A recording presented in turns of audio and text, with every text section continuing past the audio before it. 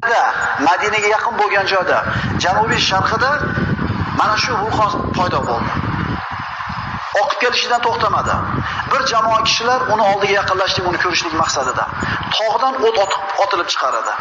Iroq tomonidan keladigan hojilarning yo'lini to'sib qo'ydi. Tunda Madinadan xuddi hojilarning gulxanlari ko'ringandek uzoqdan ana shu olov ko'rinadigan bo'ldi. O't Madinaga qarab oqib kela boshladi. Bizni ustimizga yaqin kelib to'xtadi. Olov to'xtadida sharq tomonga qarab yurdi.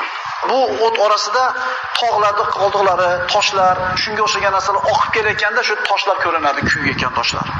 Vulqonga o'xshab toshlarni yeradi. Bu holda Alloh taolo Qur'onda aytgan ayni holat bo'lar edi. Innaha tarmi bi shararin kal qasr ka'annahu jimalatun sufr. Darvoqi dedi Alloh taolo, u jahannam har tomonga, har biri qasrdek, xuddi sariq tuyalarga o'xshagan uchqunlarni otib turur. Xuddi shu narsa bo'ldi bizda deydi. Men bu maktubimni 654-yilning Rajab oyida payshanba kuni yozayotganimda 1 oy 4-dan hali olov to'xtamagan edi. Bu vulqon 1 oy oqdi. 1 oy oqdi. Bu o'tni Yambu ahli ham ko'rdi. O'zlarining qozilarini Madinaga xabar olib kelishlik uchun yuborishdi. U Madinaga kelib, ko'rib holatni, o'zini ahliga borib, bu bo'layotgan ishlarni ta'riflashlikka tili ojiz bo'ldi.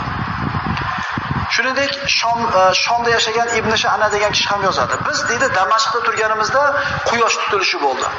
1 oy Madinada oqqan bu vulqonni tutuni shunday bir osmonni qopladiki, Siriya Damashqini bilasizlar. Ana shu Siriyaning ustiga shunday tutun borganligidan quyosh tutilishi bo'ldi. Ortidan oy tutilishi bo'ldi. Quyosh tutilib nurli pasaygan paytda xuddi quyoshga tutun qoplab kusuf deyiladi mana. Quyosh tutilib qolgan paytda o'tni yorug'i tushganligidan devorda o'tni aksi ko'rinardi deydi. Quyosh to'silib qoldi, lekin u o'tni yorug'i kelib turdi. Bu qanaqa katta o't edi? Olov osmonga baland ko'tarildi. U xuddi qal'aga o'xshar edi. Olov kattalashdi. Odamlar qo'rqib Masjid-un Nabaviyga qarab borishdi. Boshlarida kiyimlarni yechib, o'zlarini e'tirof qilishib gunohkorliklarini Alloh taolaga istig'for aytishdi. Ayollar, yosh bolalar uylaridan chiqib Alloh taolaga xolis duolar qildilar. Olovning qizil rangi butun osmonni qopladi. Odamlar kunduzi go'yo oy yorug'ida turgandek edilar. Kunduzgi holat oy yorug'ida turgandek turar edi. Nimadan? Tutunning ko'pligidan, osmon qoplanganidan. Odamlar halok bo'lishlariga ishondilar. Shu kecha odamlarning hammasi masjidda qoldi. Kimisi Qur'on o'qigan, tasbih, takbir aytgan, ruku, sajda qilgan, duo qilgan holda tong ottirdilar. Qilingan tavba tazarrurlar sabab o't ortiga qaytdi, pasaya boshladi. Shu zamonda yashab o'tgan ulug' olimlarimizdan Imom Navoiy aytadiki, 654-yil, ya'ni bizning zamonamizda Madinada bir olov paydo bo'ldi. Bu buyuk olov edi, Madinaning janubi sharqida. Menga Madina ahlidan bo'lgan bir kishi xabarini berdi. Sadaqa Rasululloh sallallohu alayhi vasallam.